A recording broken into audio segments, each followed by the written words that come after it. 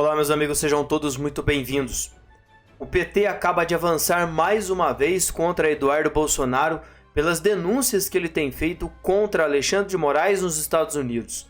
Se o PT está tomando as dores do ministro é porque nós sabemos que o chá das 5 está garantido para todos da oposição da esquerda que tem atacado a direita no nosso país. Diante dos fatos, acaba de surgir mais uma bomba no meio político. O que estamos vendo aqui é que possivelmente Bolsonaro pode se tornar elegível nas eleições de 2026. Vem comigo, eu quero trazer as informações para vocês. Compartilhem, divulguem e mostrem a mais pessoas tudo o que está acontecendo.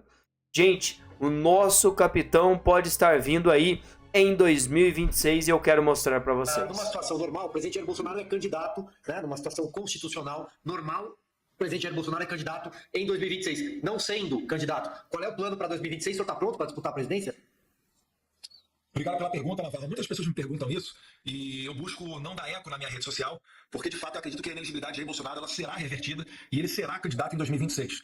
E eu pretendo, eu sou um servidor público, eu sou escravo da vontade popular, da vontade daquele segmento que eu represento, agora dos pouco mais de 700 mil votos que eu recebi. O que eles falarem para eu fazer, eu faço. Agora, com relação à presidência, se o Bolsonaro mandar, eu voto em qualquer pessoa. Eu nem me preocupo com isso, porque de maneira bem tranquila, o que ele mandar fazer, eu farei.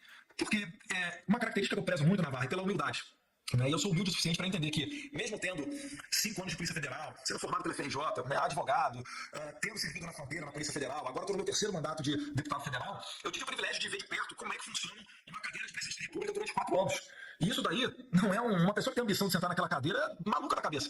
Se você olhar o quanto que o Jair Bolsonaro envelheceu, de 2017, 18 para agora, é algo colossal.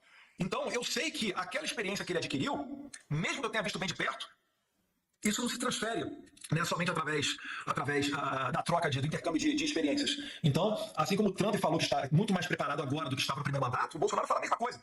Se você pegar a última entrevista do Trump para o Tucker Carlson, logo antes de 5 de novembro, que foi a eleição americana, você vai ver o Trump falando o seguinte, que quando ele tinha 73 anos de idade, ele não estava preparado para ser presidente. Que agora que ele tem 77, ele está muito mais maduro para exercer essa função. O Bolsonaro na mesma medida, da mesma maneira. Então, eu prefiro seguir o líder Jair Bolsonaro e não ter a pretensão de dizer a ele, aconselhar a ele, quem possa sucedê-lo nessa cadeira presidencial. O que o líder disser, a gente vai seguir. Claro, isso aí. Ainda dá tempo de mais uma pergunta, Ana?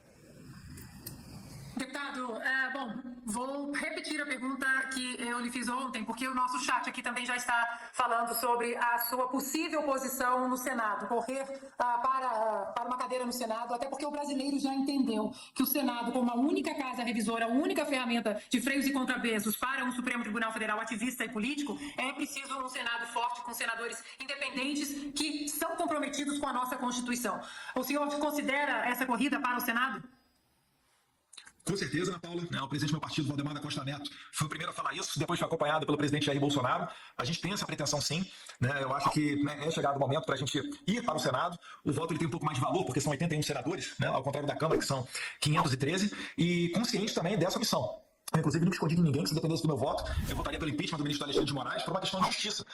Eu lamento que hoje em dia a gente não tenha, nos freios e contrapesos que você bem citou, a oportunidade de fazê-lo. Mas, Deus quiser, em 2026 a gente consegue. Eu até peço à população para que entenda que a democracia é dessa maneira mesmo. Não é da velocidade que eu quero, não é da velocidade que você ou a Ana Paula Henkel querem. É mais moroso, é mais demorado, mas se a gente pensar pelo outro lado, que bom que é assim. Porque senão, imagina só, quando o Lula foi presidente lá nos seus primeiros e segundo mandatos, quando o PT era o maior partido do Congresso Nacional, eles poderiam ter feito muita maldade. Então, a passos lentos, a gente também vai conseguindo consertar nossa república. É uma situação totalmente anormal, cada dia conta para aquelas pessoas que estão presas, mas dessa maneira, eu estou sendo honesto com vocês. Por mim eu teria mudado ontem tudo isso, mas eu acho que em 2026 a gente vai ter uma boa oportunidade para votar bem, não só para presidente, mas também para senadores. Deus quiser, em uma eleição limpa, com uma nova configuração do TSE, onde o presidente não será mais Alexandre de Moraes, como foi em 2022, mas será o Cássio Nunes, com o vice-presidente André Mendonça, e o terceiro do STF, que vai participar do TSE, dos 7 ministros que compõem o TSE, será o Dias Toffoli, que eu não identifico como sendo uma pessoa ideológica. Você pode discordar dele, eu também discordo em várias oportunidades, é da democracia, mas ele não é uma pessoa comprometida com a esquerda. Isso eu posso dizer. Então vai ser uma composição muito mais balanceada e eu espero que o TSE traga novidades para a gente ter eleições limpas, transparentes e justas. O que não pode entender, finalizando, como saudável, é fazer o que o ministro Luiz Roberto Barroso fez, de entrar no Congresso Nacional, conversar com 11 presidentes de partido a portas fechadas e depois dessa reunião todos eles saírem dela sendo contrários ao voto impresso. Lembrando que é o STF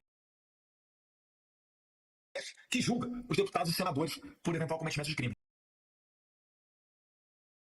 Ou seja, depois dessa reunião às portas fechadas, nós vimos aí que todos eles foram contrários ao voto impresso. Meus amigos, já voltamos com muito mais informação. Deixa aqui embaixo o seu gostei, se inscreva no nosso canal e, claro, compartilhe com muito mais pessoas e comente aqui o que você acha. Bolsonaro vai ou não vai estar elegível para 2026? Um abraço, fiquem todos com Deus.